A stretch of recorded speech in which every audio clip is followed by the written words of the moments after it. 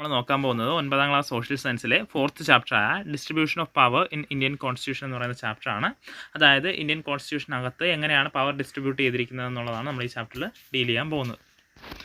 അപ്പോൾ ഈ ചാപ്റ്ററിലേക്ക് കടക്കുന്നതിന് മുമ്പ് 1947 ഓഗസ്റ്റ് 15-ാം തീയതി നമുക്ക് സ്വാതന്ത്ര്യം കിട്ടി. അപ്പോൾ സ്വാതന്ത്ര്യം കിട്ടിയതിന് ശേഷം എന്താണ് ഇന്ത്യക്ക് ആ ഒരു സ്വാതന്ത്ര്യ സമയത്ത് കിട്ടിയ 2 പ്രധാനപ്പെട്ട വാഗ്ദാനങ്ങളായിരുന്നു. ഒന്ന്, ഇന്ത്യയിൽ ഒരു ജനാധിപത്യ ഗവൺമെൻറ് നിലവിൽ വരുമെന്നുള്ളതും, രണ്ടാമത്തെ എന്താണ്, ആ ഒരു വെൽഫെയർ സിസ്റ്റത്തിലേക്ക് രാജ്യം മാറുമെന്നുള്ളതും, അതായത് ഒരു ക്ഷേമരാജ്യമായിട്ട് നമ്മുടെ രാജ്യം മാറ്റുമെന്നുള്ളതുമായിരുന്നു 2 പ്രധാനപ്പെട്ട വാഗ്ദാനങ്ങൾ. അപ്പോൾ ആ ഒരു കാര്യങ്ങളിലേക്ക് എത്താൻ വേണ്ടിയിട്ട് ആദ്യം ചെയ്യേണ്ടത് എന്താണ്, ഇന്ത്യക്ക് ആദ്യമായിട്ട് ഒരു കോൺസ്റ്റിറ്റ്യൂഷൻ കൺസ്ട്രക്ട് ചെയ്യേണ്ട ആവശ്യകത വന്നു. അതിൻ്റെ ഭാഗമായിട്ട് ഒരു കോൺസ്റ്റിറ്റ്യൂവൻ്റ് അസംബ്ലി നിലവിൽ വരികയും ആ ഒരു കോൺസ്റ്റിറ്റ്യൂവൻ്റ് അസംബ്ലിയുടെ ആ ഒരു ഡ്രാഫ്റ്റിംഗ് കമ്മിറ്റി വഴി കോൺസ്റ്റിറ്റ്യൂഷനിലേക്ക് എത്തുകയാണ് ചെയ്തത്. അപ്പോൾ അതാണ് ജസ്റ്റ് ഒരു ബാക്ക്ഗ്രൗണ്ട് എന്ന രീതി പറഞ്ഞു പോകാനുള്ളത്. അപ്പോൾ അതിനു മുമ്പ് ആ ഒരു ജവഹർലാൽ നെഹ്റു ആ ഒരു കോൺസ്റ്റിറ്റ്യൂവൻ്റ് അസംബ്ലിയിൽ നടത്തിയ ആ ഒരു ഒബ്ജക്റ്റീവ് റെസൊല്യൂഷൻ പ്രസൻറ്റ് ചെയ്ത ഒബ്ജക്റ്റീവ് റെസൊല്യൂഷൻ ഇവിടെ കൊടുത്തിട്ടുണ്ട്. അപ്പോൾ ഈ ഒബ്ജക്റ്റീവ് റെസൊല്യൂഷനിലൊക്കെ ഇന്ത്യൻ കോൺസ്റ്റിറ്റ്യൂഷനിലെ പ്രധാനപ്പെട്ട ഐഡിയാസൊക്കെ നമുക്ക് ഇവോൾവ് ചെയ്ത് വരുന്നതായിട്ട് കാണാം. ഇന്ത്യൻ കോൺസ്റ്റിറ്റ്യൂഷനിലുള്ള പ്രധാനപ്പെട്ട ഐഡിയാസൊക്കെ ഇവോൾവ് ചെയ്ത് വരുന്നതായിട്ട് കാണാം. അതുപോലെ തന്നെ ഈ ഒബ്ജക്റ്റീവ് റെസൊല്യൂഷൻ്റെ അടിസ്ഥാനത്തിലാണ് നമ്മുടെ ഒരു കോൺസ്റ്റിറ്റ്യൂഷൻ്റെ പ്രിയാമ്പിളൊക്കെ വന്നിരിക്കുന്നത്. അപ്പോൾ ജസ്റ്റ് ഇത്ര ഒന്ന് ബാക്ക്ഗ്രൗണ്ടായിട്ട് മനസ്സിലാക്കി വയ്ക്കുക. പിന്നെ ആ ഒരു ഒബ്ജക്റ്റീവ് റെസൊല്യൂഷൻ നമ്മുടെ പ്രിയാമ്പിളൊന്ന് ആ ഒരു ചാപ്റ്ററിലേക്ക് കടക്കുന്നതിന് മുമ്പ് ഒന്ന് വായിച്ചു വയ്ക്കുക. അപ്പോൾ നമുക്ക് ബാക്കി കാര്യങ്ങളിലേക്ക് പോകാം.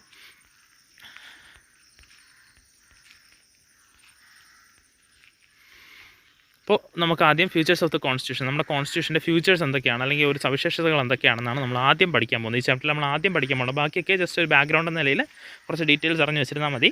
ബാക്കി നമ്മൾ ആദ്യമായിട്ട് ഈ ചാപ്റ്ററിൽ പഠിക്കാൻ പോകുന്നത് ഫ്യൂച്ചേഴ്സ് ഓഫ് ദ കോൺസ്റ്റിറ്റ്യൂഷനാണ്. ഇന്ത്യൻ കോൺസ്റ്റിറ്റ്യൂഷൻ്റെ ഫ്യൂച്ചേഴ്സ് എന്തൊക്കെയാണ്, സവിശേഷതകൾ എന്തൊക്കെയാണ്. The Constitution of India was drafted by the Drafting Committee of the Constituent Assembly constituted on 6th December 1946 on the recommendation of the Cabinet Mission, which lasted for 2 years, 11 months and 17 days.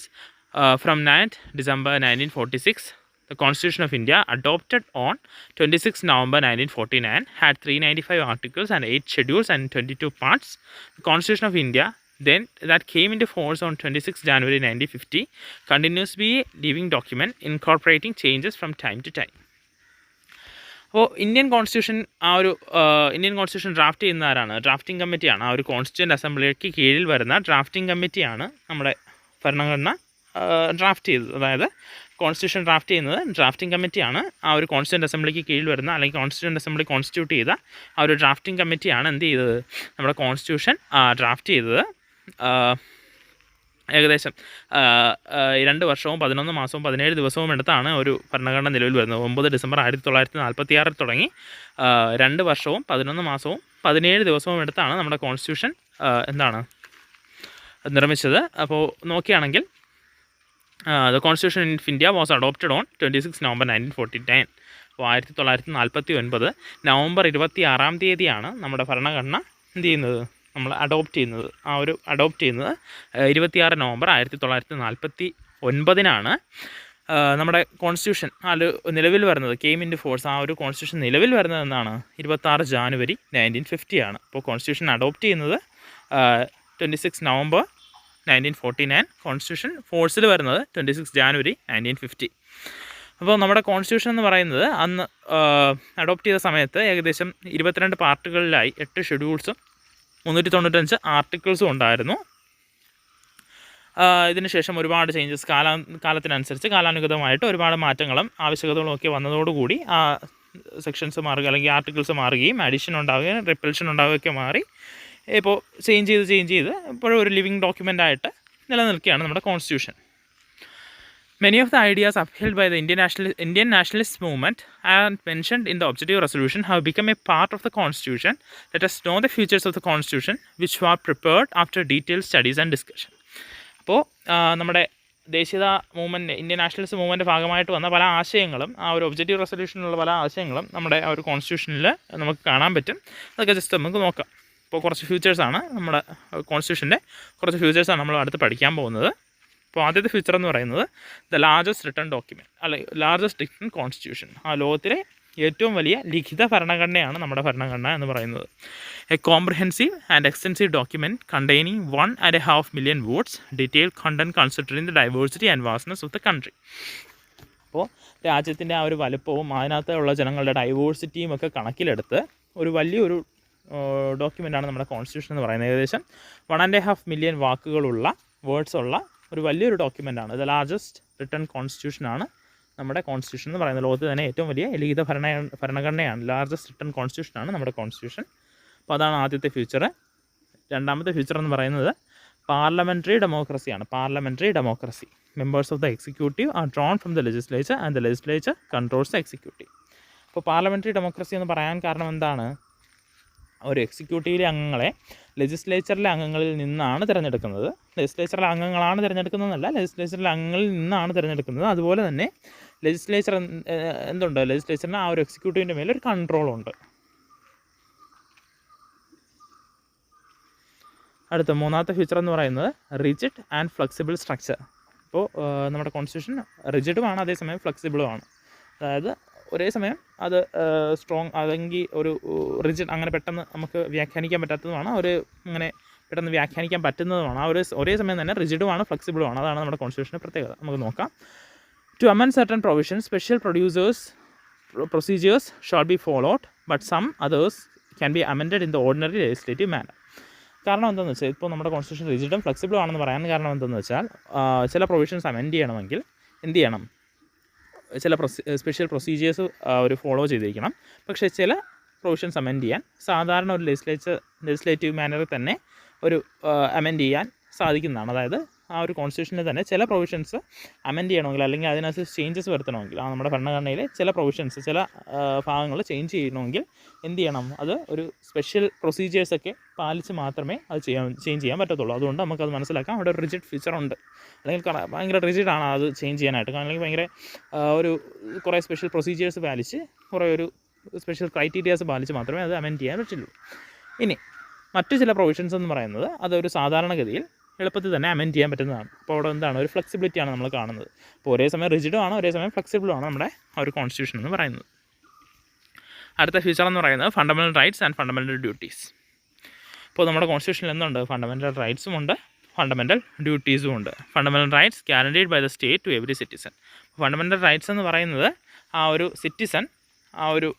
സിറ്റിസണിന് ഉറപ്പ് കൊടുക്കുന്ന rights ആണ്. അതായത് ആ ഒരു state, ആ ഒരു രാജ്യം എന്ത് ചെയ്യുന്നു? സിറ്റിസൺസിന്, ആ ഒരു തങ്ങളുടെ ജനങ്ങൾക്ക് കുറേ അവകാശങ്ങൾ ഉറപ്പ് കൊടുക്കുന്നു. അതാണ് ഫണ്ടമെൻ്റൽ റൈറ്റ്സ് എന്ന് പറയുന്നത്. മൗലിക അവകാശങ്ങൾ ആ ഒരു രാജ്യം ആ ഒരു ജനങ്ങൾക്ക് നൽകുന്ന ഉറപ്പാണ്. ആ ഒരു ഉറപ്പ് നൽകുന്ന അവകാശങ്ങളാണ് ഫണ്ടമെൻ്റൽ റൈറ്റ്സ് എന്ന് പറയുന്നത്.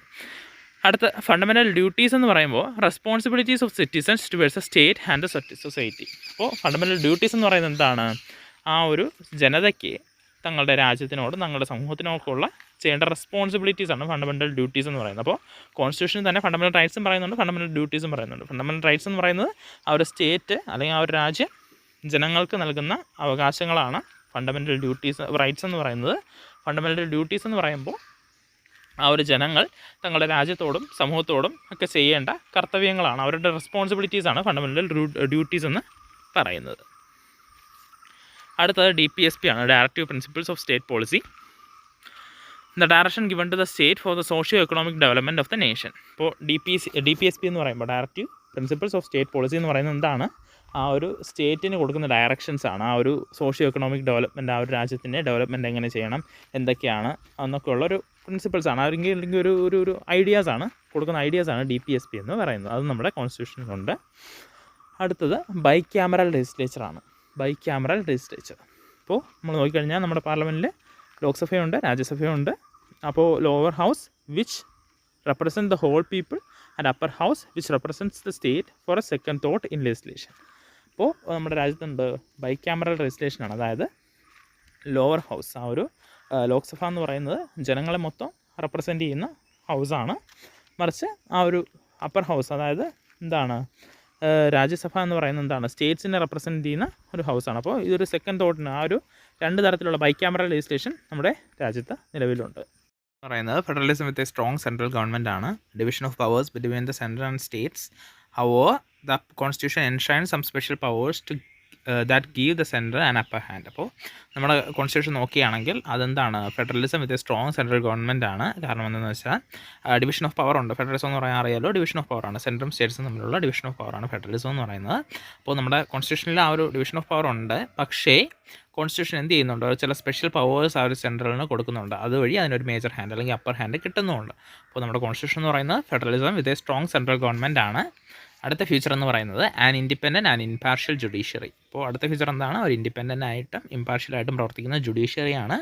Judiciary system free from the control of legislature and executive. കാരണം അതിന് ഇൻഡിപെൻഡൻറ്റ് ആൻഡ് ഇംപാർഷ്യൽ എന്ന് പറയാൻ കാരണം എന്താണ്, ആ ഒരു ജുഡീഷ്യറി സിസ്റ്റം അല്ലെങ്കിൽ ജുഡീഷ്യൽ സിസ്റ്റം എന്താണ്, ലെജിസ്ലേച്ചറിൻ്റെയും എക്സിക്യൂട്ടീവിൽ നിന്നും കൺട്രോളിൽ നിന്ന് ഫ്രീ ആണ്. ലെജിസ്ലേച്ചറിൻ്റെയും എക്സിക്യൂട്ടീവിൻ്റെയും കൺട്രോളിൽ നിന്ന് ഫ്രീ ആണ്. അതുകൊണ്ടാണ് ആ ഒരു ഇൻഡിപെൻഡൻറ്റ് ഇംപാർഷ്യൽ ജുഡീഷ്യറി എന്ന് പറയാൻ കാരണം. അതും നമ്മുടെ കോൺസ്റ്റിറ്റ്യൂഷൻ്റെ ഒരു ഫ്യൂച്ചറാണ്. അടുത്ത ഫ്യൂച്ചർ എന്ന് പറയുന്നത് ഇൻഡിപെൻഡൻറ്റ് കോൺസ്റ്റിറ്റ്യൂഷണൽ ഇൻസ്റ്റിറ്റ്യൂഷൻസ്. അപ്പോൾ ഇൻഡിപെൻഡൻ്റ് ആയിട്ടുള്ള കോൺസ്റ്റിറ്റ്യൂഷണൽ ഇൻസ്റ്റിറ്റ്യൂഷൻ, ഭരണഘടനാ സ്ഥാപനങ്ങൾ നമ്മുടെ കോൺസ്റ്റിറ്റ്യൂഷൻ പ്രകാരം രൂപീകരിക്കപ്പെട്ടിട്ടുണ്ട്. Independent constitution institutions to make the democratic system broad and meaning. അപ്പോൾ ജനാധിപത്യ വ്യവസ്ഥ എന്താണ്, കൂടുതൽ ബ്രോഡും മീനിങ് ആക്കാൻ വേണ്ടിയിട്ട് നമ്മുടെ കോൺസ്റ്റിറ്റ്യൂഷനിൽ നിന്ന് തന്നെ ഇൻഡിപെൻഡൻറ്റ് കോൺസ്റ്റിറ്റ്യൂഷണൽ ഇൻസ്റ്റിറ്റ്യൂഷൻസിനുള്ള ഒരു മേക്കിങ്ങിനുള്ള പവർ കിട്ടിയിട്ടുണ്ട്. അപ്പോൾ ഇതാണ് നമ്മുടെ കോൺസ്റ്റിറ്റ്യൂഷൻ്റെ ഫ്യൂച്ചേഴ്സ് എന്ന് പറയുന്നത്. അപ്പോൾ അടുത്ത് നമ്മൾ പഠിക്കാൻ പോകുന്നത് ഇന്ത്യൻ ഫെഡറലിസത്തെ പറ്റിയാണ്. ഇന്ത്യൻ ഫെഡറലിസം എന്താണ്, നമ്മൾ നേരത്തെ പറഞ്ഞു, എന്താണ്, ഡിവിഷൻ ഓഫ് പവർ ആണ്. ആ ഒരു അധികാരം അല്ലെങ്കിൽ പവർ എന്ത് ചെയ്യാണ്, ഡിവൈഡ് ചെയ്ത് കൊടുക്കുകയാണ്. സെൻട്രൽ ഗവൺമെൻറ്റും സ്റ്റേറ്റ് ഗവൺമെൻറ്റുമായിട്ട് ഡിവൈഡ് ചെയ്ത് കൊടുക്കുന്നതിനെയാണ് നമ്മൾ ഫെഡറലിസം എന്ന് പറയുന്നത്. Federalism is a system of administration in which power is divided between the two levels of government on the basis of constitution. അപ്പോൾ ഭരണഘടനയുടെ അടിസ്ഥാനത്തിൽ ആ ഒരു രണ്ട് ലെവൽസിൽ തമ്മിൽ എന്ത് ചെയ്യാണ്, ആ ഒരു പവർ ഡിവൈഡ് ചെയ്ത് കൊടുക്കുന്നതിനെയാണ് നമ്മൾ ഫെഡറലിസം എന്ന് പറയുന്നത്. It is an administrative arrangement in which the central government and the state government share power.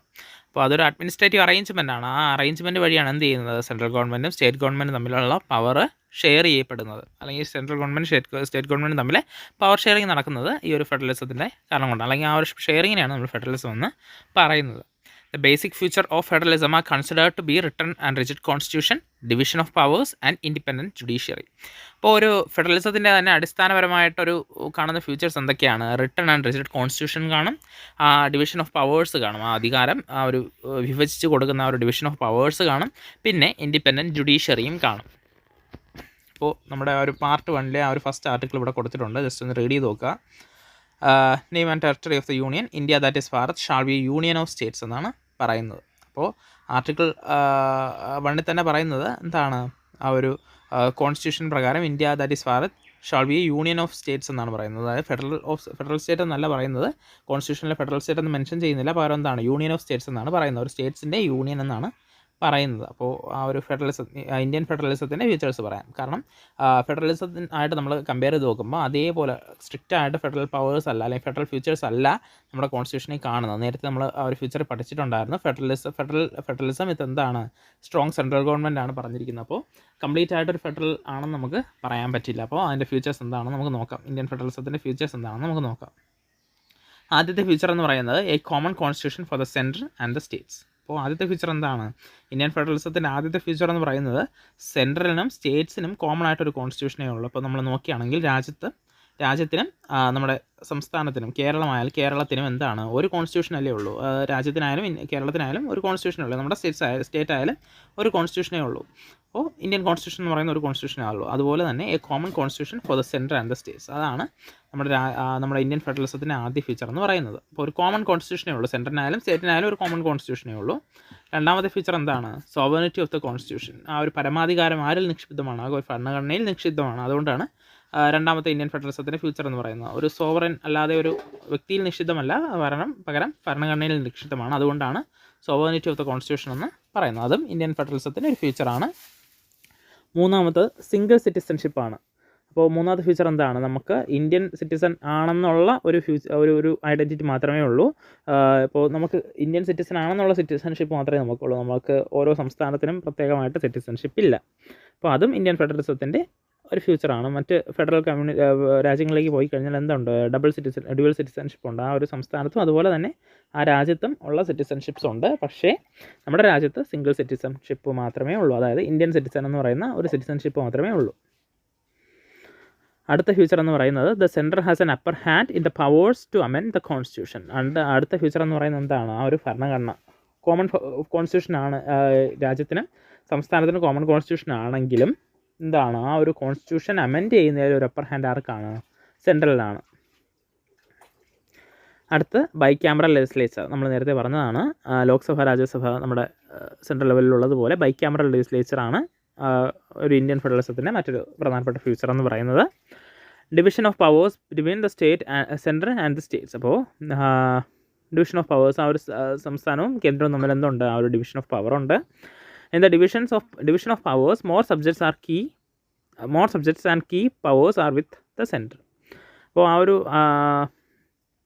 Power division ഉണ്ടെന്ന് പറഞ്ഞാലും അത് ഈക്വൽ ആയിട്ടല്ല ഡിവൈഡ് ചെയ്തിരിക്കുന്നത്. കാരണം അതിനകത്ത് കൂടുതൽ അധികാരവും കൂടുതൽ സബ്ജക്ട്സ്, കൂടുതൽ കാര്യങ്ങളുടെ അധികാരവും അതുപോലെ തന്നെ പ്രധാനപ്പെട്ട അധികാരം ആരുടെ കയ്യിലാണ്? സെൻട്രലിൻ്റെ കയ്യിലാണ്. അടുത്തത് an independent and impartial judiciary. ഒരു സ്വതന്ത്രമായിട്ടുള്ള പക്ഷപാതപരമായിട്ട് പ്രവർത്തിക്കാത്ത ഒരു ജുഡീഷ്യറി നമ്മുടെ രാജ്യത്തുണ്ട്. അതും ഒരു ഇന്ത്യൻ ഫെഡറലിസത്തിൻ്റെ ഫ്യൂച്ചറാണ്. അടുത്ത് ഇതൊക്കെ കൊണ്ട് നമുക്ക് വേണമെങ്കിൽ ഒരു ക്വാസി ഫെഡറൽ സിസ്റ്റം ആണെന്ന് പറയാം. അതായത് കംപ്ലീറ്റ് ആയിട്ട് ഫെഡറൽ അല്ല, എന്നാലും നമുക്ക് പുറത്ത് നോക്കുമ്പോൾ ഫെഡറൽ ആണെന്ന് തോന്നുന്ന തരത്തിലുള്ള ഒരു സിസ്റ്റമാണ് നമ്മുടെ രാജ്യത്തുള്ളത്. ഒരു ക്വാസി ഫെഡറൽ സിസ്റ്റമാണ് നമ്മുടെ രാജ്യത്തുള്ളത്. India's federal structure is another salient feature which reflects the democratic commitment upheld by the Constitution. The Constitution of India has adopted an approach by dividing powers of the nation between central and state governments rather than concentrating them at one level only. Let us examine the 7th schedule of the Constitution which mentioned the division of power. അപ്പോൾ നമ്മൾ നോക്കുകയാണെങ്കിൽ Indian federal structure എന്ന് പറയുന്ന Indian federal സ്ട്രക്ചറിൻ്റെ ഒരു Indian federal structure തന്നെ ഒരു Indian democratic commitment അല്ലെങ്കിൽ Indian കോൺസ്റ്റിറ്റ്യൂഷൻ്റെ ഒരു സാലൻറ്റ് ഫ്യൂച്ചറാണെന്ന് നമുക്ക് വേണമെങ്കിൽ പറയാം. കാരണം നമ്മുടെ രാജ്യത്ത് ഒരു അധികാരം അല്ലെങ്കിൽ ആ അധികാരം ഒരിടത്ത് മാത്രം കോൺസെൻട്രേറ്റ് ചെയ്യാതെ, ഒരു ലെവലിൽ മാത്രം കോൺസെൻട്രേറ്റ് ചെയ്യാതെ സെപ്പറേറ്റ് ചെയ്ത് കൊടുത്തിരിക്കുകയാണ്. അപ്പോൾ ഭരണഘടനയുടെ 7ാമത്തെ സ്കെഡ്യൂൾ പ്രകാരമാണ് ഈ ഒരു ഡിവിഷൻ ഓഫ് പവർ നമുക്ക് മെൻഷൻ ചെയ്യുന്നത്. ആ ഒരു 7ാമത്തെ സ്കെഡ്യൂളിലാണ് ആ ഒരു ഡിവിഷൻ ഓഫ് പവർ മെൻഷൻ ചെയ്യുന്നത്. അപ്പോൾ 7th ഷെഡ്യൂളിലെ ഡിവിഷൻ ഓഫ് പവർ നമുക്ക് നോക്കാം. അവിടെ 3 ലിസ്റ്റ് ഉണ്ട്. 3 അല്ല, നമുക്ക് നോക്കാം. പ്രധാനമായിട്ട് 3 ലിസ്റ്റ് ഉണ്ട്: union list, state list, concurrent list. അപ്പോൾ എന്തൊക്കെയാണെന്ന് നമുക്ക് നോക്കാം. യൂണിയൻ ലിസ്റ്റിൽ പറഞ്ഞിരിക്കുന്നത് this is a list of subject over which the union government has exclusive law making powers. When the constitution came into force there were 97 subjects. അപ്പോൾ union list പറയുന്നത് എന്താണ്? ആ ഒരു കോൺസ്റ്റിറ്റ്യൂഷൻ പ്രകാരം യൂണിയൻ ഗവൺമെൻറ്റിന് exclusive ആയിട്ടുള്ള law making പവറുള്ള സബ്ജക്ട്സിനെയാണ് നമ്മൾ യൂണിയൻ ലിസ്റ്റിൽ പറയുന്നത്. അതായത് കേന്ദ്ര ഗവൺമെൻറ് ആ ഒരു നിയമം പാസ്സാക്കുന്ന സബ്ജക്ട്സ്, അതാണ് യൂണിയൻ ലിസ്റ്റിൽ ഉൾപ്പെടുത്തിയിരിക്കുന്നത്. അപ്പോൾ നമ്മുടെ കോൺസ്റ്റിറ്റ്യൂഷൻ ഫോഴ്സിൽ വരുമ്പോൾ ഏകദേശം 97 സബ്ജക്ട്സ് യൂണിയൻ ലിസ്റ്റിലുണ്ടായിരുന്നു. ഉദാഹരണം പറയുകയാണെങ്കിൽ foreign affairs, defence, railway, banking, citizenship, ഇതൊക്കെ യൂണിയൻ ലിസ്റ്റിൽപ്പെട്ടതാണ്. 2ാമത്തെ സ്റ്റേറ്റ് ലിസ്റ്റാണ്. This is a list of subjects over which state governments have legislative powers in normal circumstances.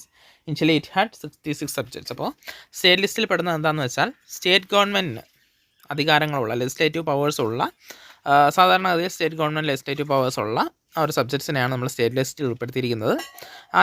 ആദ്യം ഇനിഷ്യലി ഇത് എത്ര എണ്ണം ഉണ്ടായിരുന്നു? 66 സബ്ജക്ട്സ് ഉണ്ടായിരുന്നു. എക്സാമ്പിൾ നോക്കുകയാണെങ്കിൽ agriculture, jail, police, local government, ഇതൊക്കെ സ്റ്റേറ്റ് ലിസ്റ്റിൽ പെട്ടതാണ്. 3ാമത്തത് കൺകറൻറ്റ് ലിസ്റ്റാണ്. This is a list of subjects over which both the central government and state government have legislative powers. Initially it had 47 subjects. അപ്പോൾ central government state ഗവൺമെൻറ്റിനും നിയമം പാസ്സാക്കാനുള്ള അധികാരമുള്ള ആ ഒരു സബ്ജക്ട്സിനെയാണ് നമ്മൾ കൺകറൻറ്റ് ലിസ്റ്റിൽ ഉൾപ്പെടുത്തിയിരിക്കുന്നത്. Education, forestry, trade union, marriage, birth and death certificate registrations, ഇതൊക്കെ ഇതിലാണ് ആ ഒരു സെൻട്രൽ ഗവൺമെൻറ് സ്റ്റേറ്റ് ഗവൺമെൻറ്റിലും അധികാരമുണ്ട്, ആ ഒരു ലെജിസ്ലേറ്റീവ് പവറിന് അധികാരമുള്ളതുകൊണ്ട് അതൊക്കെ കൺകറൻറ്റ് ലിസ്റ്റിലാണ് ഉൾപ്പെടുത്തിയിരിക്കുന്നത്. അപ്പോൾ അടുത്ത റെസ്യൂഡി പവേഴ്സ് എന്താണെന്നാണ് നമ്മൾ നോക്കുന്നത്. Subject which are not included in above 3 list are called residuary powers. The legislative power over these item are vested in the central government. അതായത് ഈ മുകളിൽ പറഞ്ഞിരിക്കുന്ന സബ്ജക്ട്സ് ഒന്നുമില്ലും പെടാത്തത്, അതായത് അവിടെ കുറേ സബ്ജക്ട്സ് പറഞ്ഞിട്ടുണ്ട്, 7th ഷെഡ്യൂളിൽ ഒരുപാട് സബ്ജക്ട്സ് പറഞ്ഞിട്ടുണ്ട്, അതിലൊന്നും പെടാത്ത സബ്ജക്ട്സ് ഏതിനായിരിക്കും? അതിൽ അധികാരം, ആ ഒരു ലോ മേക്കിംഗ് അധികാരം ആർക്കായിരിക്കും? സെൻട്രൽ ഗവൺമെൻറ് ആയിരിക്കും. എക്സാമ്പിൾ പറയുകയാണെങ്കിൽ സൈബർ ലോസിലൊക്കെ ഉള്ള അധികാരം, സൈബർ ലോസ് ഒരു സ്കെഡ്യൂളിലും ഒരു ലിസ്റ്റിലും പറഞ്ഞിട്ടില്ല. അതുകൊണ്ട് തന്നെ അത് റെസ്യൂഡറി പവറാണ്. അത് ആർക്കാണ്? സെൻട്രൽ ഗവൺമെൻറ്റിനാണ്.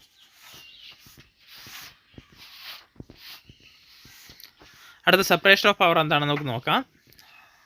നമ്മൾ നോക്കിക്കഴിഞ്ഞാൽ ആ ഒരു സെപ്പറേഷൻ ഓഫ് പവറിൽ 3 ആയിട്ട് നമുക്ക് കാണാൻ പറ്റും. ലെജിസ്ലേച്ചർ, എക്സിക്യൂട്ടീവ്, ജുഡീഷ്യറി, അങ്ങനെ 3 ആയിട്ട് ആ ഒരു പവറിനെ സെപ്പറേറ്റ് ചെയ്തിട്ടുണ്ട്. Have you noticed Dr. B.R. Ambedkar's observation about the separation of powers stipulated in our constitution? The constitution has taken care to prevent the concentration of power in any of these: legislature, executive, judiciary, also to prevent democracy from being overtaken by dictatorship. The parliamentary form of administration and federal structure are derived through these discussions. അപ്പോൾ നമ്മൾ നോക്കുകയാണെങ്കിൽ നമ്മുടെ ഭരണഘടന നിർമ്മിക്കുന്ന സമയത്ത് ആ ഒരു അധികാരം ഒരിടത്തും കോൺസെൻട്രേറ്റ് ചെയ്യാതെ നിൽക്കാൻ വേണ്ടി ശ്രദ്ധിച്ചിട്ടുണ്ടായിരുന്നു. അതിൻ്റെ ഭാഗമായിട്ടാണ് ലെജിസ്ലേച്ചർ, എക്സിക്യൂട്ടീവ്, ജുഡീഷ്യറി എന്ന് പറഞ്ഞിട്ട് ആ പവർ 3ആയിട്ട് ഈക്വലായിട്ട് ഡിവൈഡ് ചെയ്ത് കൊടുക്കുന്നത്. കാരണം എന്താണെന്ന് വെച്ചാൽ ആ ഒരു ഡെമോക്രസി പ്രിവെൻറ്റ് ചെയ്യാൻ വേണ്ടിയിട്ടാണ്, ഡെമോക്രസി ഡിക്റ്റേറ്റർഷിപ്പിൽ പോകാതെ ആ ഒരു ഡെമോക്രസി നിലനിൽക്കാൻ വേണ്ടിയിട്ടാണ്, പ്രിസർവ് ചെയ്യാൻ വേണ്ടിയിട്ടാണ് എന്ത് ചെയ്യുന്നത്, ഈ ഡിവിഷൻ ഓഫ് പവേഴ്സ് അല്ലെങ്കിൽ സെപ്പറേഷൻ ഓഫ് പവേഴ്സ് ഒക്കെ വരുന്നത്. അപ്പോൾ ആദ്യം നമുക്ക് ഓരോരോ സെപ്പറേഷൻ ഓഫ് പവറിൽ അത് വെച്ച് നോക്കാം. ആദ്യം വരുന്നത് ലെജിസ്ലേച്ചറാണ്. The legislative body of India is called Parliament. The primary responsibility of the Parliament is to make laws for the country. Legislation is made to anticipate the various aspirations of people, to meet the changes over time and achieve new goals. The Parliament of India is a bicameral legislature consisting of two houses, namely the Lok Sabha and Rajya Sabha. Countries of a larger size and diversity usually have bicameral legislature. It is helpful in representing the diversity of the country. In addition, bicameral legislature play an important role in enabling democratic discussions and debates. State legislatures are responsible to make laws in the states. അപ്പോൾ നമ്മൾ നോക്കുകയാണെങ്കിൽ ഇന്ത്യയിൽ ആ ഒരു legislative body എന്ന് പറയുന്നത് എന്താണ്? പാർലമെൻറ്റാണ് രാജ്യത്തിന് വേണ്ട നിയമങ്ങളെല്ലാം പാസ് ചെയ്യുന്നത്. അപ്പോൾ അതിനായിട്ട് നോക്കുകയാണെങ്കിൽ നമ്മുടെ പാർലമെൻറ്റ് എന്താണ്, ഒരു ബൈക്യാമറൽ ലെജിസ്ലേച്ചറാണ്. അതായത് ലോക്സഭയും രാജ്യസഭയും ഉണ്ട്. അപ്പോൾ പ്രധാനമായിട്ടും വലിയ രാജ്യങ്ങളൊക്കെ എന്താണ് ചൂസ് ചെയ്യുന്നത്? ബൈക്യാമറൽ ലെജിസ്ലേച്ചർ തന്നെയാണ് ചൂസ് ചെയ്യുന്നത്. അതിൻ്റെ ഒരു ഡൈവേഴ്സിറ്റിയും മാത്രമേ ഒരു വാസ്റ്റ്നെസ്സും ഒക്കെ കൺസിഡർ ചെയ്ത് ബൈക്യാമറൽ ലെജിസ്ലേച്ചറാണ് സാധാരണഗതിയിൽ ചൂസ് ചെയ്യാറ്. അപ്പോൾ ബൈക്യാമറൽ ലെജിസ്ലേച്ചറിൻ്റെ ഒരു ഇമ്പോർട്ടൻസ് ഉണ്ട്. കാരണം എന്ന് വെച്ചാൽ ആ ഒരു ഡെമോക്രാറ്റിക് ഡിസ്കഷൻസിനായാലും ഡിബേറ്റ്സിലായാലും ഒക്കെ ഇത് ബൈക്യാമറൽ ലെജിസ്ലേച്ചർ ഇവിടെ സപ്പോർട്ട് ചെയ്യുന്നുണ്ട്. അപ്പോൾ state legislature are responsible to make laws in the states. അപ്പോൾ നമ്മൾ നോക്കുകയാണെങ്കിൽ ഇനി സ്റ്റേറ്റ് ലെജിസ്ലേച്ചറാണ് സംസ്ഥാനത്തിന് വേണ്ട നിയമങ്ങൾ നിർമ്മിക്കുന്നതിനുള്ള അധികാരമുള്ളത്. അതായത് പാർലമെൻറ്റിനാണ് രാജ്യത്ത് നിയമം നിർമ്മിക്കാനുള്ള അധികാരം. അതുപോലെ തന്നെ എന്താണ്, സ്റ്റേറ്റ് ലെജിസ്ലേച്ചറിനാണ് ഒരു സംസ്ഥാനത്തിനകത്ത് നിയമം നിർമ്മിക്കാനുള്ള അധികാരം. മെയിൻ ഫങ്ഷൻസ് ഓഫ് ദ പാർലമെൻറ്റിൻ്റെ പ്രധാനപ്പെട്ട ഫങ്ഷൻസ് നമുക്ക് നോക്കാം. Law making, act as A custodian of the public treasury, participate in the presidential and vice presidential elections, to control the executive, act as judicial authority in impeachment, consider and give assent to constitutional amendment. അപ്പോൾ നമ്മൾ നോക്കുകയാണെങ്കിൽ law making, act as custodian of the public treasury, participate in the presidential and vice presidential elections, to control the executive, act as judicial authority in impeachment, consider and give assent to the constitutional amendment. അപ്പോൾ ഇതൊക്കെയാണ് പ്രധാനപ്പെട്ട functions, parliament പ്രധാനപ്പെട്ട functions എന്ന് പറയുന്നത്.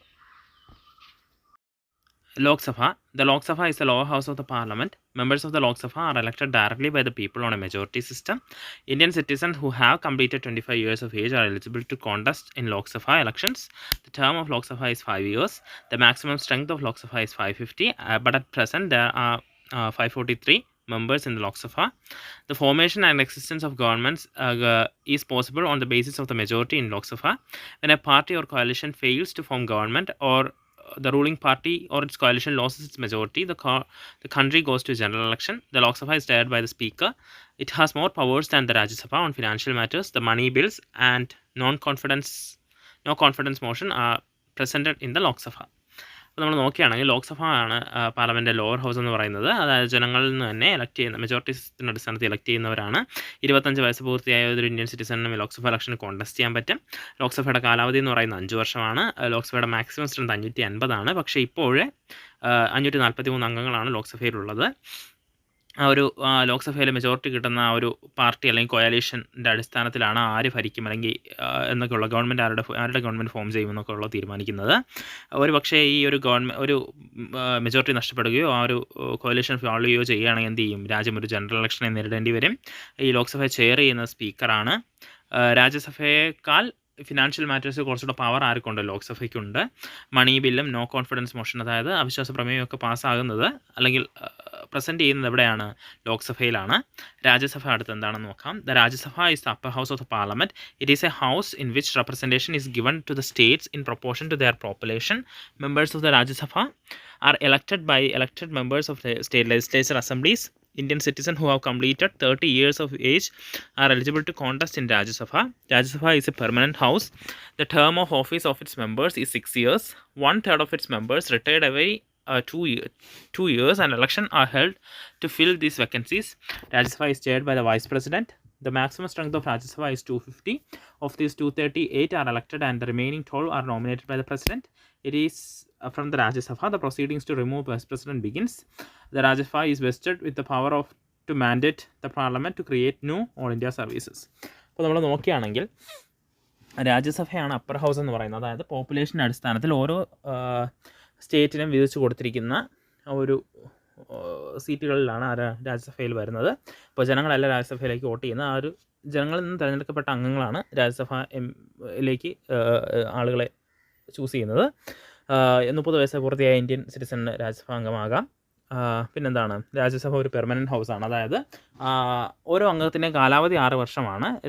2 വർഷം കൂടുമ്പോൾ ആ മൊത്തം അംഗങ്ങളിൽ മൂന്നിലൊരു ഭാഗം ആളുകൾ എന്ത് ചെയ്യും, അവരുടെ ടെന്യൂർ കഴിയും, അടുത്ത ഇലക്ഷൻ നടക്കും.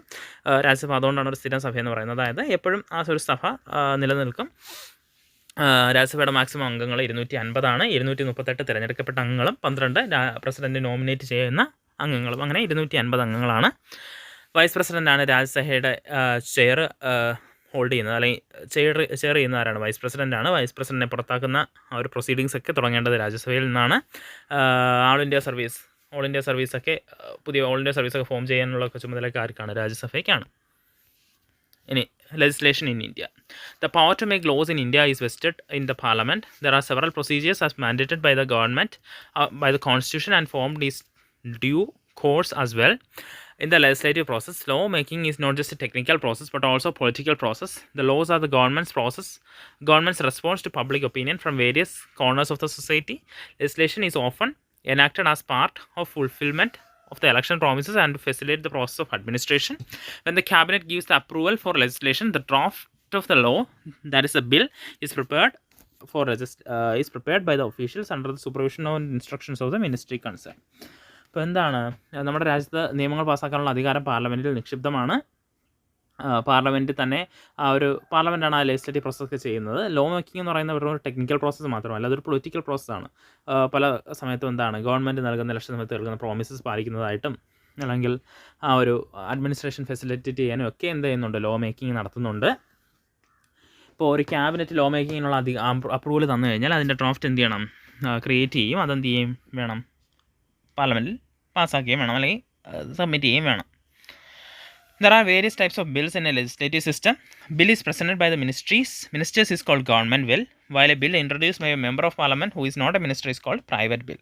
Besides bills specifically pertaining the collection of funds or for the public exchequer and made public expenditure are called money bills. Money bills is initially presented in the Lok Sabha. അപ്പോൾ നമ്മൾ നോക്കുകയാണെങ്കിൽ ഒരു minister present ചെയ്യുന്ന ഒരു ബില്ലിനെ നമ്മൾ എന്തെന്ന് പറയും, ഗവൺമെൻറ് ബില്ലെന്ന് പറയും. മിനിസ്റ്റർ അല്ലാത്ത ഏതെങ്കിലും ഒരു അംഗം പ്രസൻറ്റ് ചെയ്യുന്ന ബില്ലിനെ പ്രൈവറ്റ് ബില്ലെന്നും പറയും. അപ്പോൾ ഇതിനോടൊപ്പം രാജ്യത്തിൻ്റെ സാമ്പത്തികപരമായിട്ടുള്ള സാമ്പത്തിക ചിലവ് കാര്യങ്ങളൊക്കെ പറ്റി പറയുന്ന ബില്ലുകൾ എന്തെന്ന് പറയും, മണി ബില്ലെന്ന് പറയും. ഇത് ആദ്യം തന്നെ ലോക്സഭയിലാണ് പാസ്സാക്കാനുള്ളത്. Bills other than money bill are called non-money bills. Constitutional amendments bills and ordinary bills fall under the category of non-money bills. അപ്പോൾ മണി ബിൽസ് അല്ലാത്ത ബില്ലുകളെ നോൺ മണി ബിൽസ് എന്ന് പറയും. കോൺസ്റ്റിറ്റ്യൂഷണൽ അമെൻമെൻറ്റ്സും ഇതുപോലെ ഓർഡിനറി ബിൽസും ഒക്കെ നോൺ മണി ബിൽസിലാണ് പെടുന്നത്. അപ്പോൾ എന്താണെന്ന് നമുക്ക് നോക്കാം. First reading, second reading, third reading എന്താണെന്ന് നോക്കാം. First reading, any bill other than the money bill is presented in either house of by a minister or a private member. അപ്പോൾ മണി ബില്ലല്ലാത്ത ഏതൊരു ബില്ലും എന്ത് ചെയ്യാം, ഏത് ഹൗസിൽ വേണോ ആദ്യം പ്രസൻറ്റ് ചെയ്യുക. അതിന് നമ്മൾ മിനിസ്റ്റർ ആണെങ്കിലും പ്രൈവറ്റ് മെമ്പർ ആയാലും പ്രസൻറ്റ് ചെയ്യുക. മിനിസ്റ്ററാണ് പ്രസൻറ്റ് ചെയ്യുന്നത് ഗവൺമെൻറ് ബില്ലെന്നും പ്രൈവറ്റ് മെമ്പറാണെങ്കിൽ പ്രൈവറ്റ് ബില്ലെന്നും അറിയപ്പെടുന്നു. സെക്കൻഡ് റീഡിംഗ് എന്താണെന്ന് നോക്കാം. At this stage the bill is either send to the committee for examination or debated within the house itself. Changes or amendments can be accepted during this stage. അപ്പോൾ second reading എന്ന് പറയുന്നത് ഈ സമയത്ത് എന്താണ്, കമ്മിറ്റിയിലേക്ക് വേണ്ടിയിട്ട് എക്സാമിനേഷന് വേണ്ടി കമ്മിറ്റിയിലേക്ക് വിടുകയോ അല്ലെങ്കിൽ ആ ഹൗസിൽ തന്നെ ഡിബേറ്റ് നടത്തുകയൊക്കെ ചെയ്യാം. അതിൻ്റെ ആ ഒരു ചേഞ്ചസും അമെൻമെൻറ്റ്സും ഒക്കെ ആ സമയത്ത് അക്സെപ്റ്റ് ചെയ്യാവുന്നതാണ്. Third reading. At this stage, the House approves or rejects the bill. Once the bill completes all stages in the House where it was initially introduced, the same process is being repeated in the second House. If both the House agrees on the final revision of the bill, it is then submitted to the President for assent. Once the President gives his or her assent, the bill officially becomes a law. അപ്പോൾ third reading എന്ന് പറയുന്നത് എന്താണ്, ആ ഒരു ഫൈനലാണ്. അത് ആ സമയത്ത് എന്ത് ചെയ്യാം, ആ ഒരു ഹൗസിന് അപ്രൂവ് ചെയ്യുകയോ റിജക്റ്റ് ചെയ്യുകയോ ചെയ്യാം. ഇത് അപ്രൂവ് ആയി കഴിഞ്ഞാൽ വീണ്ടും അടുത്ത ഹൗസിൽ പോയി ഈ 3 സ്റ്റേജും അതുപോലെ തന്നെ കൺസിഡർ ചെയ്യണം. അത് കഴിഞ്ഞിട്ട് പാർലമെൻറ്റ് പ്രസിഡൻറ്റിൻ്റെ അനുമതിക്ക് വേണ്ടി വിടുകയാണ്. പ്രസിഡൻറ്റ് അറ്റസ്റ്റ് ചെയ്താൽ എന്ത് ചെയ്യും, ആ ബില്ല് ലോ ആയിട്ട് മാറും. അടുത്ത കോൺസ്റ്റിറ്റ്യൂഷണൽ അമെൻമെൻറ്റ്സ് എന്താണെന്ന് നോക്കുന്നതാണ്. The constitutional amendment is the making of corrections, omissions or addition to the constitution. Amendment process is helpful for altering the constitution from time to time, considering the socio-political need. The power to amend the constitution of India is vested in the parliament. Article 368 empowers the parliament to amend the constitution. The amendment bill does not require the prior assent of the president. For constitutional amendment bills become the law, the approval of both houses of parliament is essential. There is no such procedure as joint sitting of 2 houses to resolve disputes over the constitutional amendment bills. The judiciary has the power to nullify any constitutional amendment law if it is found to be contrary to the words or meanings of the constitution. അപ്പോൾ constitutional amendment എന്ന് പറയുന്നത് എന്താണ്, അതിലൊരു constitutional കറക്ഷനോ ഓപ്ഷനോ അഡീഷനോ ഒക്കെ വരുത്തുന്നതിനാണ് constitutional amendment എന്ന് പറയുന്നത്. സമയത്തിൻ്റെ ആ ഒരു പൊളിറ്റിക്കൽ സോഷ്യൽ നീഡൊക്കെ അനുസരിച്ച് ആ ഒരു കോൺസ്റ്റിറ്റ്യൂഷൻ മാറ്റം വരുത്തേണ്ടതുണ്ട്. അതിനെ സഹായിക്കുന്നതാണ് ഈ കോൺസ്റ്റിറ്റ്യൂഷണൽ അമെൻമെൻറ്റ്സ് എന്ന് പറയുന്നത്. ആർട്ടിക്കിൾ 368 ഇന്ത്യൻ കോൺസ്റ്റിറ്റ്യൂഷൻ്റെ ആർട്ടിക്കിൾ 368 പ്രകാരമാണ് ആ ഒരു കോൺസ്റ്റിറ്റ്യൂഷണൽ അമെൻമെൻറ്റിന് പാർലമെൻറ്റിന് അധികാരം കിട്ടുന്നത്. പാർലമെൻറ്റ് ആ ഒരു അമെൻമെൻറ്റിന് പ്രസിഡൻറ്റിൻ്റെ മുൻകൂർ അനുമതിയൊന്നും വേണ്ട. ആ ഒരു അമെൻമെൻറ്റ് ബില്ല് ലോ ആയി കഴിഞ്ഞാൽ എന്ത് ചെയ്യണം, ആ ഒരു 2 ഹൗസും പാസ് ചെയ്ത് ലോ ആക്കാം. അതിനുവേണ്ടി ഇങ്ങനെ ജോയിൻറ്റ് സിറ്റിംഗ് അങ്ങനെ പരിപാടിയൊന്നും പറ്റത്തില്ല. അതുപോലെ തന്നെയാണ് ജുഡീഷ്യറിക്ക് എന്ത് ചെയ്യാം, ആ ഒരു കോൺസ്റ്റിറ്റ്യൂഷണൽ അമെൻമെൻറ്റ് ഒരു കോൺസ്റ്റിറ്റ്യൂഷൻ്റെ പ്രൊവിഷൻ. മെത്തേഡ്സ് ഓഫ് അമെൻമെൻറ്റ് എന്താണെന്നാണ് നോക്കുന്നത്. 3 തരത്തിലുള്ള മെത്തേഡ്സ് ഉണ്ട്. Flexible amendment, rigid amendment, more rigid amendment.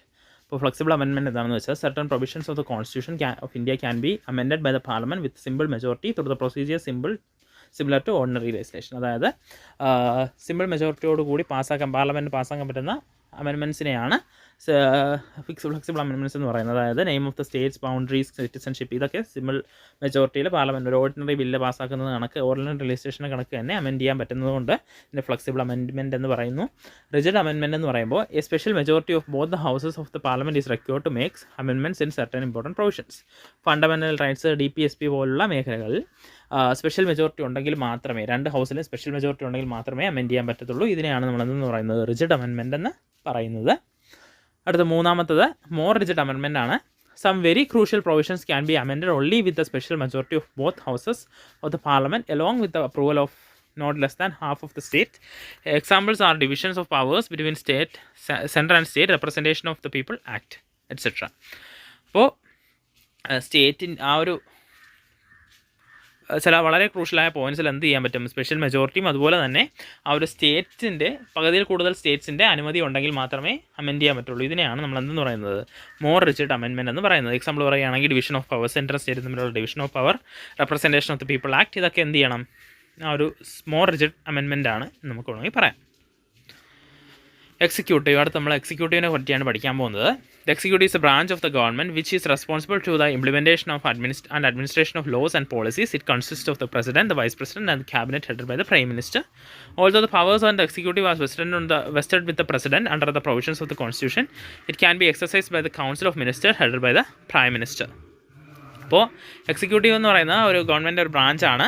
ആ ഒരു ഇംപ്ലിമെൻറ്റ് ചെയ്യാൻ, ലോസ് അഡ്മിനിസ്ട്രേറ്റ് ചെയ്യാനും പോളിസീസ് വയ്ക്കാനൊക്കെ ഉള്ള ഒരു ഗവൺമെൻറ് ബ്രാഞ്ചാണ് എക്സിക്യൂട്ടീവ് എന്ന് പറയുന്നത്. ഇതിൽ പ്രസിഡൻറ്റ്, വൈസ് പ്രസിഡൻറ്റ്, ക്യാബിനറ്റ്, ആ ഒരു പ്രൈം മിനിസ്റ്റർ, പ്രധാനമന്ത്രി അധ്യക്ഷനായ അല്ലെങ്കിൽ ഹെഡഡായ ക്യാബിനറ്റൊക്കെയാണ് ഇതിനകത്ത് വരുന്നത്. എക്സിക്യൂട്ടീവ് നോക്കുകയാണെങ്കിൽ 2 തരത്തിൽ നമുക്ക് തിരിക്കാൻ പറ്റും. പൊളിറ്റിക്കൽ എക്സിക്യൂട്ടീവ് എന്നും പെർമനൻറ്റ് എക്സിക്യൂട്ടീവ് എന്ന് തിരിക്കാൻ പറ്റും. പൊളിറ്റിക്കൽ എക്സിക്യൂട്ടീവിൽ president, prime minister, council of മിനിസ്റ്റേഴ്സാണ് വരുന്നത്. അതിൽ തന്നെ നോമിനൽ എക്സിക്യൂട്ടീവായ പ്രസിഡൻറ്റും റിയൽ എക്സിക്യൂട്ടീവായ prime minister and the council of മിനിസ്റ്റേഴ്സാണ് വരുന്നത്. പെർമനൻറ്റ് എക്സിക്യൂട്ടീവ് ആരാണ്? ബ്യൂറോക്രസിയാണ്, ഉദ്യോഗസ്ഥരാണ്. All India service, central service, state സർവീസിൽപ്പെട്ട ഉദ്യോഗസ്ഥരാണ്. അടുത്ത നമുക്ക് പൊളിറ്റിക്കൽ എക്സിക്യൂട്ടീവിനെ പറ്റി നോക്കാം. The political executive consists of the president, the vice president, and the council of ministers headed by the prime minister. Constitutionally, the president is the head of the executive, but the president has to act in accordance with the advice given by the council of ministers headed by the prime minister. At the same time, there are situations in which president act as per his or her discretion. ഇപ്പോൾ political എക്സിക്യൂട്ടീവിൽ വരുന്ന ആരൊക്കെയാണ്? President, vice president, council of ministers, പ്രധാനമന്ത്രി നയിക്കുന്ന council of ministers ഒക്കെയാണ് വരുന്നത്. Constitutionally പ്രസിഡൻ്റാണ് ആ രാജ്യത്തിൻ്റെ അല്ലെങ്കിൽ എക്സിക്യൂട്ടീവിൻ്റെ തന്നെ ഹെഡ്. എക്സിക്യൂട്ടീവിൻ്റെ ഹെഡ് എന്ന് പറയുമ്പോഴും അത് അദ്ദേഹം ആരുടെ അദ്ദേഹത്തിന് ആരുടെ ആ ഒരു അക്കോർഡൻസിലാണ് പ്രവർത്തിക്കേണ്ടത്? ആ ഒരു പ്രൈം മിനിസ്റ്ററും കൗൺസിൽ ഓഫ് മിനിസ്റ്റേഴ്സിൻ്റെയൊക്കെ അക്കോർഡൻസിലാണ് അദ്ദേഹം പ്രവർത്തിക്കേണ്ടതുണ്ട്. ചില സാഹചര്യങ്ങളിൽ എന്ത് ചെയ്യാം? പ്രസിഡൻറ്റിന് സ്വമേധയാ തീരുമാനങ്ങൾ എടുക്കാനുള്ള അധികാരമുണ്ട്. നമുക്ക് പ്രസിഡൻറ്റിനെ പറ്റി നോക്കാം. The president is an executive head of the state. He is the executive head of the state. An Indian citizen who have completed 35 years of age can contest in the presidential election. The president is elected by the electoral college, which consists of the elected members of both the House of Parliament and state legislative assemblies. The term office of the president is 5 years. The function of the president is to appoint the prime minister and the council of ministers, judges of the Supreme Court and the High Court, state governors, declaration of emergency, etc. President can also act as the commander-in-chief of the defense forces. The president submits his or her resignation to the vice president. In the absence of the president, the vice president performs the duties of the president. അപ്പോൾ പ്രസിഡന്റിനെ പറ്റി നോക്കുകയാണെങ്കിൽ എന്താണ്? ഏതൊരു 35 വയസ്സ് കഴിഞ്ഞാൽ ഏതൊരു Indian സിറ്റിസനും പ്രസിഡൻ്റായി മത്സരിക്കാവുന്നതാണ്. പ്രസിഡൻ്റാണ് രാജ്യത്തിൻ്റെ എക്സിക്യൂട്ടീവ് ഹെഡ് എന്ന് പറയുന്നത്. ഇലക്ട്രൽ കോളേജ്, ആ ഒരു പാർലമെൻറ്റിലെ അംഗങ്ങളും അതുപോലെ തന്നെ സ്റ്റേറ്റ് ലെജിസ്ലേറ്റീവ് അസംബ്ലീസിലെ അംഗങ്ങളൊക്കെ ചേർന്നുള്ള ഒരു ഇലക്ട്രൽ കോളേജ് വഴിയാണ് പ്രസിഡൻറ്റിനെ തിരഞ്ഞെടുക്കുന്നത്. പ്രസിഡൻ്റ് ടേം എന്ന് പറയുന്നത് 5 വർഷമാണ്. ആ ഒരു പ്രസിഡൻറ്റിലെ ആ ഫങ്ഷൻസ് എന്ന് പറയുന്നത് പാർലമെൻറ്റിനെ സമൺ ചെയ്യിക്കുക, പ്രൈം മിനിസ്റ്ററെയൊക്കെ അപ്പോയിൻറ്റ് ചെയ്യുക, കൗൺസിൽ ഓഫ് മിനിസ്റ്റേഴ്സിനെ അപ്പോയിൻറ്റ് ചെയ്യുക, സുപ്രീം കോടതി ജഡ്ജസിനെ, ഹൈക്കോടതി ജഡ്ജസിനെ അപ്പോയിൻറ്റ് ചെയ്യുക, സ്റ്റേറ്റ് ഗവർണേഴ്സിനെ അപ്പോയിൻറ്റ് ചെയ്യുക, എമർജൻസി ഡിക്ലറേഷൻ, ഇതൊക്കെയാണ് അദ്ദേഹത്തിൻ്റെ അധികാര പരിധിയിൽ വരുന്നത്. രാജ്യത്തിൻ്റെ കമാൻഡർ ഇൻ ചീഫായിട്ട് ആക്ട് ചെയ്യുന്നത് നമ്മുടെ പ്രസിഡൻ്റാണ്. പ്രസിഡൻറ്റ് രാജ്യം സമർപ്പിക്കേണ്ടത് ആർക്കാണ്? വൈസ് പ്രസിഡൻറ്റിനാണ്. പ്രസിഡൻറ്റിൻ്റെ അഭാവത്തിൽ വൈസ് പ്രസിഡൻ്റാണ് പ്രസിഡൻറ്റ് ചുമതലകൾ ചെയ്യുന്നത്. അപ്പോൾ അടുത്ത പ്രൈം മിനിസ്റ്റർ എന്തെന്നാണ് നോക്കുന്നത്. Prime Minister, the administrative head of the country, is also the leader of the party and its alliance with the majority in the Lok Sabha and the nation. It is the Prime Minister who forms the Council of Ministers and decides the members of his or her cabinet. The Prime Minister has the power to change the portfolios of ministers and to include or remove members of the Council of Ministers. The Prime Minister acts as a link between the President and the Cabinet and the Parliament. If the Prime Minister loses his or her majority in the Lok Sabha before the term of 5 years, he or she must submit resignation to the president. ഇപ്പോൾ prime minister എന്ന് പറയുന്നത് രാജ്യത്തിൻ്റെ administrative ഹെഡാണ്. അതുപോലെ തന്നെ ആ ഒരു Lok Sabha majority ഉള്ള പാർട്ടിയുടെ ലീഡറും ആണ് ഈ പ്രൈം മിനിസ്റ്റർ എന്ന് പറയുന്നത്. കൗൺസിൽ ഓഫ് മിനിസ്റ്റേഴ്സിനെ ഫോം ചെയ്യുന്നത് എല്ലാം ഡിസൈഡ് ചെയ്യുന്നതൊക്കെ പ്രൈം മിനിസ്റ്ററാണ്. പ്രൈം മിനിസ്റ്ററിന് എന്ത് അധികാരമുണ്ട്? ആ ഒരു മിനിസ്റ്റേഴ്സിൻ്റെ പോർട്ട്ഫോളിയോസ് ചേഞ്ച് ചെയ്യാനും അതുപോലെ തന്നെ ഇൻക്ലൂഡ് ചെയ്യാനോ റിമൂവ് ചെയ്യാനുള്ള കൗൺസിൽ ഓഫ് മിനിസ്റ്റേഴ്സിനെ ഇൻക്ലൂഡോ റിമൂവ് ചെയ്യാനൊക്കെ അധികാരം പ്രൈം മിനിസ്റ്ററിനാണ്. അപ്പോൾ പ്രൈം മിനിസ്റ്റർ എന്ത് ചെയ്യുന്നു? പാർലമെൻറ്റും ക്യാബിനറ്റും പ്രസിഡൻറ്റും തമ്മിലൊക്കെ ഉള്ള ഒരു ലിങ്കായിട്ട് പ്രവർത്തിക്കുന്നു. പ്രൈം മിനിസ്റ്ററിൻ്റെ ആ ഒരു മെജോറിറ്റി നഷ്ടപ്പെടുകയാണെങ്കിൽ അദ്ദേഹം റെസിഗ്നേഷൻ സമർപ്പിക്കേണ്ടത് പ്രസിഡൻറ്റിന് മുന്നിലാണ്. ഇനി കൗൺസിൽ ഓഫ് മിനിസ്റ്റേഴ്സിൻ്റെ ഫംഗ്ഷൻ നോക്കാം. Administration of the country, formulation of the national and foreign policies, coordinate the activities of various departments, draft bills and ordinances, steering the legislative process, perform other administrative and welfare functions and maintain foreign relation, administration of the country. ഇതാണ് ആ ഒരു functions എന്ന് പറയുന്നത്. ഇനി permanent എക്സിക്യൂട്ടീവിനെ പറ്റി നോക്കാം. The bureaucracy carries out day to day operation of the government and assist the political executive in formulating the bills including the budget. They are skilled and accomplished category who are selected through competitive examination and trained on basis of merit. They are termed as permanent executive as they have to tenure up to a fixed age of retirement. അപ്പോൾ ബ്യൂറോക്രസിയാണ് government day to day കാര്യങ്ങളൊക്കെ ചെയ്യുന്നത്. അതുപോലെ തന്നെ bill formulate ചെയ്യാനും budget ഉൾപ്പെടെ ബില്ലുകൾ formulate ചെയ്യാനൊക്കെ സഹായിക്കുന്നത് ബ്യൂറോക്രസിയാണ്. അവർ വളരെ കോമ്പറ്റീറ്റീവ് എക്സാമിനേഷനോട് സെലക്ട് ചെയ്ത് ട്രെയിൻ ചെയ്ത് മെറിറ്റിൻ്റെ അടിസ്ഥാനത്തിൽ ട്രെയിൻ ചെയ്ത് വന്ന ആൾക്കാരാണ്. അവരെ പെർമനൻറ്റ് എക്സിക്യൂട്ടീവ് എന്ന് വിളിക്കുന്നതിൻ്റെ കാരണം എന്താണെന്ന് വെച്ചാൽ ഒരു ഫിക്സഡ് ഏജ് വരെ റിട്ടയർമെൻറ്റിന് ഒരു ടെന്യൂർ വരെ റിട്ടയർമെൻറ്റ് ഏജ് വരെ പ്രവർത്തിക്കാനുള്ള ഒരു അനുമതി ഉള്ളതുകൊണ്ടാണ് അവരെ പെർമനൻറ്റ് എക്സിക്യൂട്ടീവ് എന്ന് പറയുന്നത്. അടുത്ത് ജുഡീഷ്യറിയാണ്. The judiciary is a mechanism that ensures the functions of the legislative and executive in accordance with the Constitution.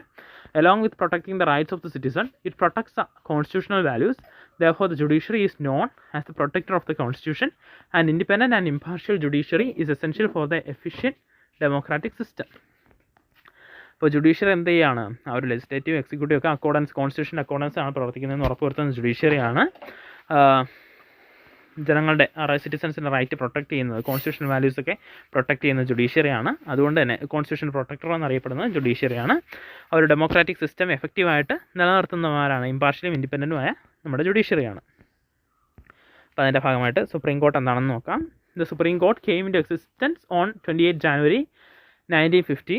Its headquarters is at New Delhi. The retirement age of Supreme Court judges is 65 years. The Parliament has the power to remove judges of Supreme Court before completing his or her term. It is before the President of that the Chief Justice and other judges take oath as well as submit their resignation. The Supreme Court acts as the supreme interpreter of the Constitution and the guardian of fundamental rights while providing solution to various legal disputes. ഇപ്പോൾ supreme കോടതി നിലവിൽ വരുന്നത് 1950 January 28 ന്യൂഡൽഹിയാണ് അതിൻ്റെ head quarters എന്ന് പറയുന്നത്. ഏകദേശം 65 വയസ്സ് വരെ ആ ഒരു സുപ്രീം കോടതി ജഡ്ജസിന് കാലാവധിയുണ്ട്, റിട്ടയർമെൻറ്റ് ഏജ് ഉണ്ട്. അതുപോലെ തന്നെ ആ ഒരു അവരുടെ ടേം കംപ്ലീറ്റ് ആവുന്നതിന് മുമ്പ് പാർലമെൻറ്റ് അവരെ പുറത്താക്കാനുള്ള അധികാരമുണ്ട്. സുപ്രീം കോടതി ജഡ്ജസ് റെസിഗ്നേഷൻ സമർപ്പിക്കേണ്ട ആരുടെ മുന്നിലാണ്? പ്രസിഡൻറ്റിന് മുന്നിലാണ്. കോൺസ്റ്റിറ്റ്യൂഷൻ്റെയും ഗാർഡിയൻസും ഫണ്ടമെൻ്റൽ റൈറ്റ്സിൻ്റെ ഗാർഡിയൻസും ഒക്കെ എന്നൊക്കെ അറിയപ്പെടുന്ന ആരാണ്? സുപ്രീം കോർട്ടാണ്. Powers of the supreme court. അപ്പോൾ സുപ്രീം കോർട്ടിൻ്റെ പവേഴ്സാണ് നോക്കാൻ പോകുന്നത്. ആദ്യത്തത് original jurisdiction. certain matters which can be resolved only by the Supreme Court come within the ambit of this jurisdiction. അതായത് ഒറിജിനൽ ജൂറിസ്ഡിക്ഷൻ എന്ന് പറയുന്നത് സുപ്രീം കോടതിക്ക് മാത്രം തീർപ്പാക്കാൻ പറ്റുന്ന വിഷയങ്ങൾ, അതിനെ സംബന്ധിക്കുന്നതാണ് ഒറിജിനൽ ജൂറിസ്ഡിക്ഷനിൽ വരുന്നത്. ഉദാഹരണത്തിന് പറയുകയാണെങ്കിൽ സെൻട്രൽ സ്റ്റേറ്റ് ഡിസ്പ്യൂട്ട്സ്, അതൊക്കെ സുപ്രീം കോർട്ടിനാണ് ആ ഒരു അതോറിറ്റി ഉള്ളത്, അല്ലെങ്കിൽ ആ ജൂറിസ്ഡിക്ഷൻ ഉള്ളത്. അതിനെയാണ് ഒറിജിനൽ ജൂറിസ്ഡിക്ഷൻ എന്ന് പറയുന്നത്. രണ്ടാമത്തത് അപ്പലറ്റ് ജൂറിസ്ഡിക്ഷൻ ആണ്. The supreme court is the highest appellate court. Therefore, it has the jurisdiction to entertain appeals against the judgment of any lower court in the country. അപ്പോൾ appellate jurisdiction എന്ന് പറയുന്ന appeal ആണ്, അതായത് ഏറ്റവും വലിയ appeal കോടതിയാണ് supreme കോടതി എന്ന് പറയുന്നത്.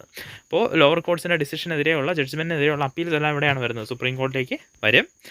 മൂന്നാമത്തത് അഡ്വൈസറി ജൂറിസ്ഡിക്ഷൻ ആണ്. The supreme court has a constitutional obligation to give legal advice on any matter demanded by the president. അപ്പോൾ അതെന്ന് പറയുന്നത് പ്രസിഡൻറ്റിൻ്റെ ഒരു സംശയങ്ങൾക്ക് അല്ലെങ്കിൽ അഡ്വൈസ് കൊടുക്കേണ്ട ഉത്തരവാദിത്തം ആർക്കുണ്ട്? സുപ്രീം കോർട്ടിനുണ്ട്. അതൊരു കോൺസ്റ്റിറ്റ്യൂഷണൽ ഒബ്ലിഗേഷനാണ് സുപ്രീം കോടതിയുടെ.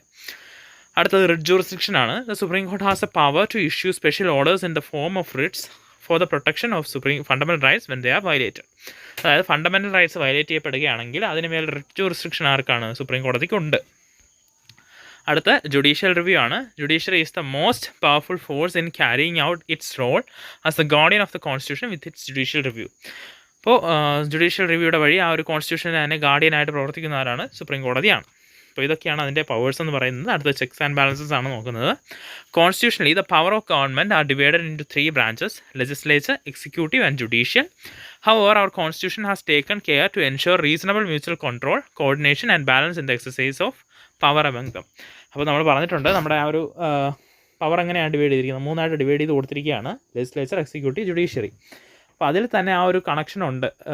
ഇൻഡിപെൻഡൻ്റ് ആണെന്ന് പറയുമ്പോഴും അതിനൊരു ഇടയിലൊരു കോർഡിനേഷനും ഒരു മ്യൂച്വൽ കൺട്രോളും ഒക്കെ ഉണ്ട് പരസ്പരം. അതാണ് നമ്മൾ നോക്കുന്നത്. ആ ഒരു മ്യൂച്വൽ കൺട്രോളിൻ്റെ ഒരു ടാബ്ലേഷനാണ് നമ്മൾ കൊടുത്തിരിക്കുന്നത്. Parliament can control the executive through budget approval and question hour well judiciary through impeachment. അപ്പോൾ പാർലമെൻറ്റ് എന്ത് ചെയ്യാൻ പറ്റും? എക്സിക്യൂട്ടീവിനെ കൺട്രോൾ ചെയ്യാൻ പറ്റും. ബഡ്ജറ്റ് അപ്രൂവൽ വഴിയും ക്വസ്റ്റ്യൻ ഹവർ വഴിയൊക്കെ എക്സിക്യൂട്ടീവിനെ കൺട്രോൾ ചെയ്യാൻ പറ്റും. അതുപോലെ തന്നെ ഇംപീച്ച്മെൻറ്റിലൂടെ ജുഡീഷ്യറിയെ കൺട്രോൾ ചെയ്യാനും പറ്റും. അപ്പോൾ പാർലമെൻറ്റിന് മറ്റു രണ്ടിൻ്റെ മേൽ ഹോൾഡ് ഉണ്ട്. അടുത്ത നമ്മൾ എക്സിക്യൂട്ടീവിനെ നോക്കിയാണ്. Executive actively controls the parliament and the judiciary through its powers such as the approval of bills, consideration of mercy petition and postings on transfer of judges. അപ്പോൾ പാർലമെൻറ്റ് എക്സിക്യൂട്ടീവിൻ്റെ കാര്യം നോക്കുകയാണെങ്കിൽ അതിൻ്റെ ബിൽസ് അപ്രൂവൽ ചെയ്യുന്ന വഴി, മേഴ്സി പെറ്റീഷൻ കൺസിഡർ ചെയ്യുന്ന വഴി, ജഡ്ജിൻ്റെയൊക്കെ posting വഴി എങ്ങനെയായിരുന്നു എക്സിക്യൂട്ടീവും ഈ ഒരു ലെജിസ്ലേച്ചറിനും ജുഡീഷ്യറിക്ക് മേലിൽ ചെറിയ കൺട്രോൾ ഉണ്ട്. അടുത്ത ജുഡീഷ്യറി നോക്കുകയാണെങ്കിൽ through the power of judicial review the judiciary can control the parliament and the executive. Judicial റിവ്യൂയുടെ പവറിൻ്റെ കൂടി എന്ത് ചെയ്യുന്നു? പാർലമെൻറ്റിനെ ജുഡീഷ്യറിക്ക് എക്സിക്യൂട്ടീവിനെ പാർലമെൻറ്റിനെ കൺട്രോൾ ചെയ്യാൻ പറ്റുന്നു. അപ്പോൾ ഇത് മൂന്നും ഇൻ്റർ കണക്റ്റഡ് ആണ്. ഇൻഡിപെൻഡൻ്റ് ആണെന്നിരിക്കെ തന്നെ അതിൽ നമുക്കൊരു ഇൻ്റർ കണക്ഷനും കാണാൻ പറ്റും, അല്ലെങ്കിൽ ഇൻ്റർ കൺട്രോളും നമുക്ക് കാണാൻ പറ്റും, മ്യൂച്വൽ കൺട്രോളും കാണാൻ പറ്റും. The Constitution of India enshrines the democratic system and its values in the ideas of nationhood. The power of the government is divided among the three branches to avoid centralization of power.